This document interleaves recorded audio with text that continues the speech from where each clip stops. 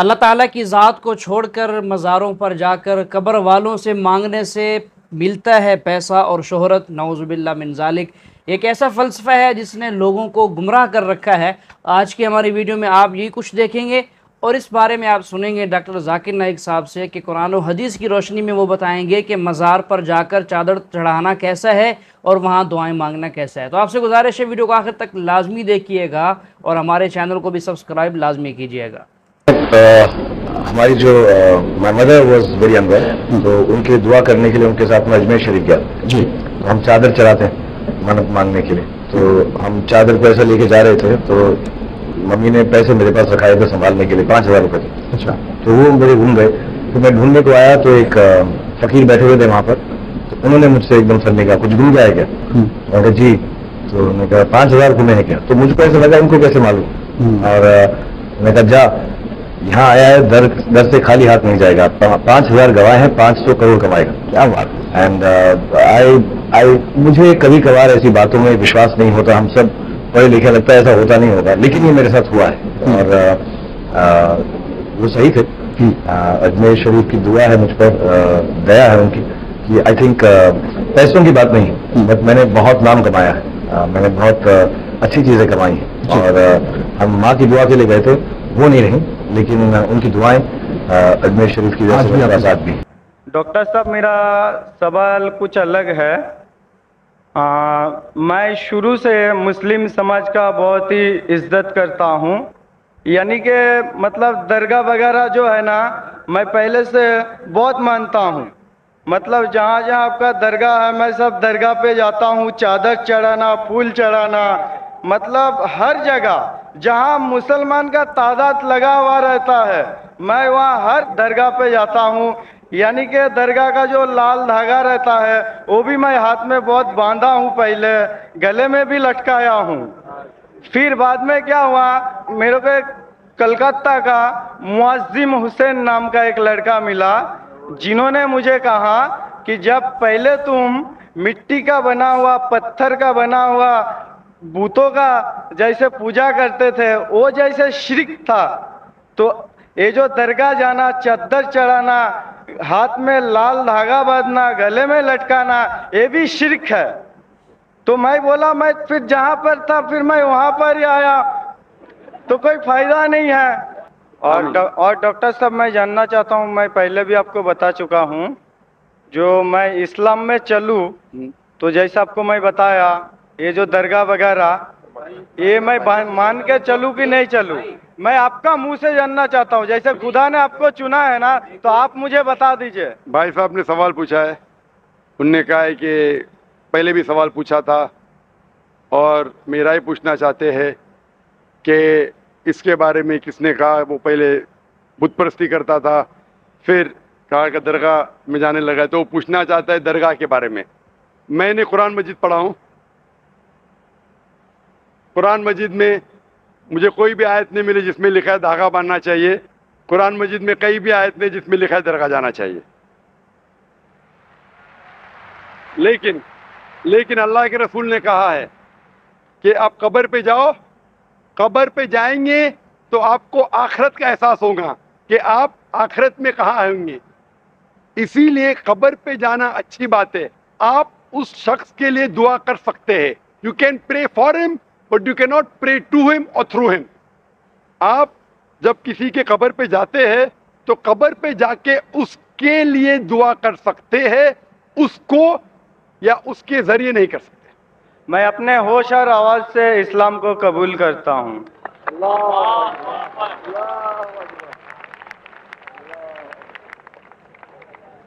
ماشاءاللہ، جس طریقے سے اللہ تعالیٰ فرماتے اذا جاء نصر اللہ والفتح، آپ دیکھتے بڑی تعداد میں الحمدللہ لوگ اللہ کے اس صحیح دین کی طرف آ رہے۔ بھائی صاحب، آپ مانتے ہیں کہ اللہ ایک ہے؟ ہاں آپ مانتے ہیں کہ اللہ ایک ہے؟ ہاں، ایک ہے۔ آپ مانتے ہیں کہ بت پرستی غلط ہے؟ غلط ہے۔ آپ مانتے ہیں کہ محمد صلی اللہ علیہ وسلم آخری پیغمبر ہے؟ ہاں، یس۔ آپ کو اسلام قبول کرنے پہ کوئی بھی زبردستی کر رہا ہے؟ نہیں نہیں نہیں نہیں کوئی بھی مالی دباؤ، نہیں نہیں نہیں کوئی بھی فزیکل دباؤ، کوئی دھمکی دے رہا ہے؟ نہیں نہیں بالکل نہیں نا، کیونکہ اسلام کو زبردستی سے کسی سے قبول کرانا، زبردستی سے اسلام قبول کرانا اسلام میں حرام ہے، لا اکراہ فی الدین. لیکن کوئی دل سے کرنا چاہتا ہے تو کر سکتا ہے. آپ اپنے دل سے کرنا چاہتے میں ہیں؟ اپنے دل سے کر رہا ہوں. ماشاء اللہ. تو میں عربی میں کہوں گا، اس کو آپ دہرائیے. اشہدو اشہد اللہ اللہ الہ الہ الا اللہ الا اللہ واشہدو واشہد ان ان محمدن محمدن عبدہ عبدہ ورسولہ. رسولہ. میں گواہی دیتا ہوں میں گواہی دیتا ہوں کہ اللہ کے علاوہ اللہ کے علاوہ کوئی معبود نہیں، کوئی معبود نہیں، اور محمد اور محمد صلی اللہ علیہ وسلم صلی اللہ علیہ وسلم اس کے بندے اس کے بندے اور پیغمبر ہے. پیغمبر ہے. ماشاء اللہ، آپ مسلم بن چکے. اور انشاءاللہ میں اللہ سبحانہ سے دعا کروں گا کہ آپ کو اور ہدایت دے، اور آپ عمل میں بھی انشاءاللہ پکے بنے، اور دعا کروں گا کہ اس دنیا اور آخرت میں بھی انشاءاللہ آپ کو سفلتا ملے. میرا سوال ہے کہ اللہ کو سائنس کے ذریعے سے ثابت کیجئے کہ وہ ایک ہے. بھائی نے سوال کیا کہ سائنس کے ذریعے ثابت کرو کہ اللہ ایک ہے. کیا آپ خدا میں مانتے؟ میں تو مانتا ہوں خدا ایک ہے، لیکن میرے پڑوسی ایک براہمن نے مجھے پوچھا تھا، وہ نہیں مانتا ہے، وہ خدا میں نہیں مانتا ہے. وہ کیا کرتا ہے مجھے معلوم نہیں، لیکن میں تو پتھر پر وشواس نہیں کرتا، ماشاءاللہ، میں ایک ہی خدا پر وشواس کرتا ہوں، بہت اور صحیح. پہلے سے ہی میں ایک ہی خدا پر وشواس کرتا ہوں. ماشاءاللہ. بھائی صاحب کا سوال ہے کہ وہ ایک خدا پہ وشواس کرتے، پتھر کی پوجا نہیں کرتے، لیکن اس کا ایک پڑوسی ہے جو براہمن ہے، وہ پوچھا کیا سائنس کے ذریعے ثابت کر سکتے کہ خدا ایک ہے. اس کا پورا جواب میں پہلے کانفرنس میں دیا تھا، از دا قرآن گاڈز ورڈ، جس میں میں ثابت کیا تھا کہ سائنس کے ذریعے خدا ہے اور خدا ایک ہے. پوری تقریر تقریباً 2 گھنٹے کی ہے، وقت نہیں ہے، میں مختصر سا اس کا جواب دوں گا. اس کے لیے بھی دوں گا جو خدا میں نہیں مانتے، اور اس کے لیے بھی جو انیک خدا میں مانتے. اگر کوئی ناستک مجھ سے پوچھتا ہے اور کہتا ہے کہ خدا نہیں ہے، سب سے پہلے میں اسے مبارکباد دوں گا. کیوں؟ کیونکہ عام انسان اندھ وشواس کر رہے. اس کے والد کرسچن ہے تو وہ بھی کرسچن ہے، والد ہندو تو وہ بھی ہندو، والد مسلم تو وہ بھی مسلم. یہ ناستک سوچ رہا ہے کہ جو میرے والد خدا میں مانتے ہیں، ایسے غلط خدا میں نہیں مانتا ہوں.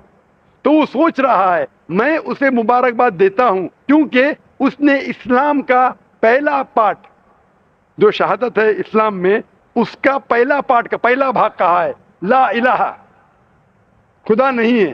ابھی مجھے ثابت کرنا چاہیے الا اللہ، صرف اللہ، جو میں انشاءاللہ کروں گا، اور اس کے بعد محمد صلی اللہ علیہ وسلم. یہ جو لوگ ناستک ہوتے یا جو سائنس میں مانتے ہیں، جیسے آپ کے براہمن ہیں، قرآن سائنس کے اونچا ہے، لیکن جب سائنس ان کا معیار ہے تو میں سائنس کے ذریعے ثابت کروں گا انشاءاللہ. جیسے میں نے پہلے پوچھا تھا، میں اس سائنسدان سے پوچھوں گا کہ کائنات کیسے وجود میں آئے، تو وہ کہیں گا یہ کائنات وجود میں آئے جسے کہتے بگ بینگ.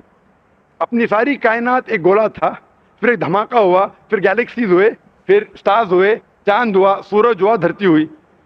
میں پوچھوں گا کب پتا چلا، وہ کہیں گا کہ مجھے 40 سال پہلے پتا ہوا. میں کہوں گا یہ تو میرے قرآن مجید میں لکھا ہوا ہے 1400 سال پہلے، سورہ انبیاء میں، سورہ نمبر 21 آیت نمبر 30 میں، اولم یر الذین کفروا، کیا وہ جو لوگ جھٹلاتے ہیں نہیں جانتے، ان السماوات والارض، کہ یہ دھرتی اور آسمان جڑے ہوئے تھے، کانت کلفقناہما، اور ایک دھماکہ ہوا اور وہ علیحدہ ہوئے. یہ جو آپ کہہ رہے بگ بینگ، یہ قرآن مجید میں 1400 سال پہلے لکھا ہوا ہے. اسے کون لکھ سکتا ہے؟ تو وہ کہیں گا ہو سکتا ہے یہ فلوک ہے، فلوک غلطی سے آ گیا. آرگیو مت کرو. میں اس سے پوچھوں گا کہ یہ جو اپنی زمین ہے، یہ دھرتی ہے، اس کا شیپ کیا ہے؟ تو وہ کہیں گا پہلے ہم سمجھتے تھے یہ دھرتی ہے، زمین چپٹی ہے، فلیٹ ہے، ابھی ہمیں پتا چلا کہ یہ گول ہے.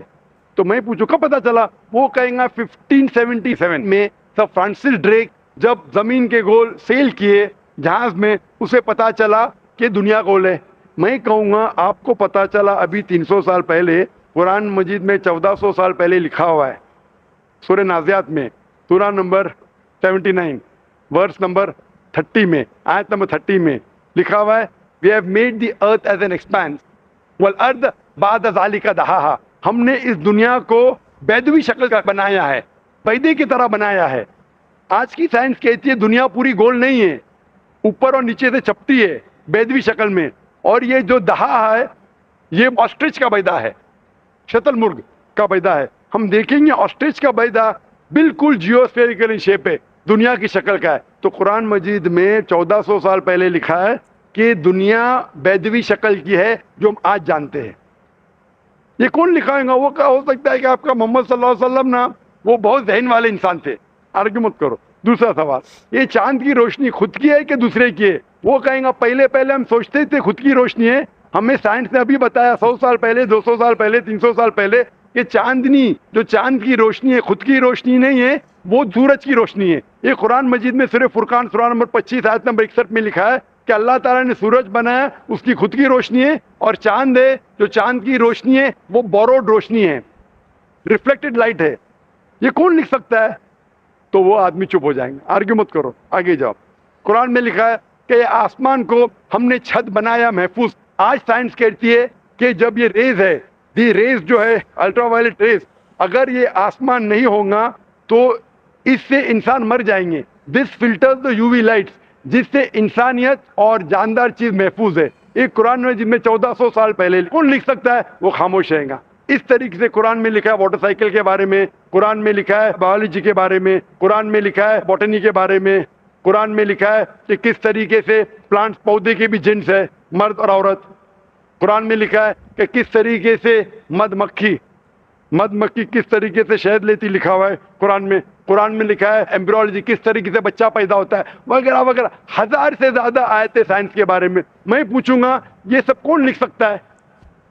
تو اس کا جواب صرف ایک ہی ہو سکتا ہے, وہ ہے اس کائنات کو بنانے والا, اس کائنات کا خالق.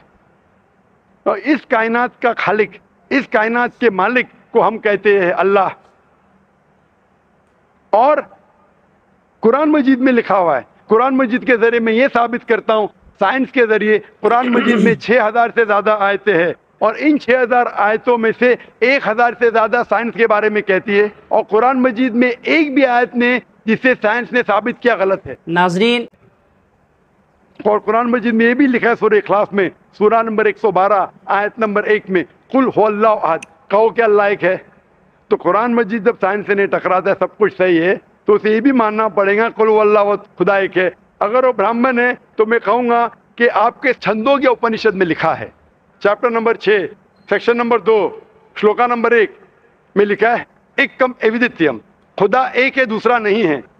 آپ کے سوتا سوتا اپنشد میں لکھا ہے چیپٹر نمبر 6 شلوکا نمبر 9 میں ناچس کسیج جنیتا نچدیپا, اس ایشور کے کوئی والد نہیں, کوئی والدہ نہیں, اور کوئی رب نہیں, وہ سب سے اونچا ہے. یہی پیغام دیا گیا سوتا سوتا اپنشد میں چیپٹر نمبر 4 ورس نمبر 19, اور Yajurveda chapter number 32 verse number 3 میں نہ تسر پرتیما استی, اس ایشور, اس خدا کی کوئی پرتیما نہیں, کوئی پکچر نہیں, کوئی عکس نہیں, کوئی پینٹنگ نہیں, کوئی پورٹریٹ نہیں, کوئی مورتی نہیں, کوئی اسٹیچو نہیں, کوئی اسکلپچر نہیں. تو اس برہمن کو بولو, آپ اگر پڑھیں گے رگ وید, یجروید, اپنشد, اس میں لکھا ہے کہ خدا ایک ہے. اور یہ صاف طور پہ رگ وید میں لکھا ہے والیوم نمبر 1 ہم نمبر 164 ورس نمبر 46, ایکم ست وپر بہودا ودانتے, ستیہ ایک ہے, حقیقت ایک ہے, ایشور ایک ہے, خدا ایک ہے. اور جو علم والے انسان ایشور کو کئی نام سے پکارتے ہیں, تو کئی نام سے پکارنے کی بالکل اجازت ہے, نام اچھا ہونا چاہیے, بہترین ہونا چاہیے. یہ قرآن مجید میں لکھا ہے سورہ اسراء سورہ نمبر 17 آیت نمبر 110. لیکن خدا ایک ہے اور صرف اس کی عبادت کرنا چاہیے. میں آپ سے پوچھنا چاہتا ہوں, آپ مانتے ہیں خدا میں؟ مانتا ہوں. آپ مانتے ہیں بت پرستی غلط ہے؟ غلط ہے. آپ مانتے ہیں کہ محمد صلی اللہ علیہ وسلم آخری پیغمبر ہے؟ ہاں آپ مانتے ہیں؟ مانتے ہیں. تو اس کا مطلب آپ مسلم ہے. میں تو اسلام قبول کرنے آیا ہوں. او ماشاء اللہ. آپ پر کوئی بھی زور زبردستی کر رہا ہے؟ نہیں, کوئی بھی دباؤ ڈال رہا ہے؟ میرے دل سے کر رہا ہوں, اور میں اور دماغ سے بھی؟ قرآن بھی تھوڑا پڑھ چکا ہوں, ماشاء اللہ. اور اسلام کے بارے میں کافی کچھ جانتا بھی ہوں, ماشاء اور میں میرے دل سے کر رہا ہوں اسلام قبول. دل سے اور دماغ سے؟ ہاں. تو میں عربی میں کہوں گا, اس کو آپ دہرائیے. اشہدو اشہدو اللہ اللہ الہ الہ الا اللہ الا اللہ و اشہدو و اشہدو ان ان محمدن محمدن عبدہ عبدہ و رسولہ. ورسولہ. ورسولہ، ورسولہ، میں گواہی دیتا ہوں میں گواہی دیتا ہوں کہ اللہ کے علاوہ کہ اللہ کے علاوہ کوئی معبود نہیں کوئی معبود نہیں اور اور محمد محمد صلی اللہ علیہ وسلم صلی اللہ علیہ وسلم اس کے بندے اس کے بندے اور پیغمبر ہے۔ اور پیغمبر ہے۔ ماشاء اللہ تعالیٰ آپ کو جزائے خیر دے، اور میں دعا کروں گا اللہ تعالیٰ سے کہ آپ کو انشاءاللہ جنت نصیب فرمائے۔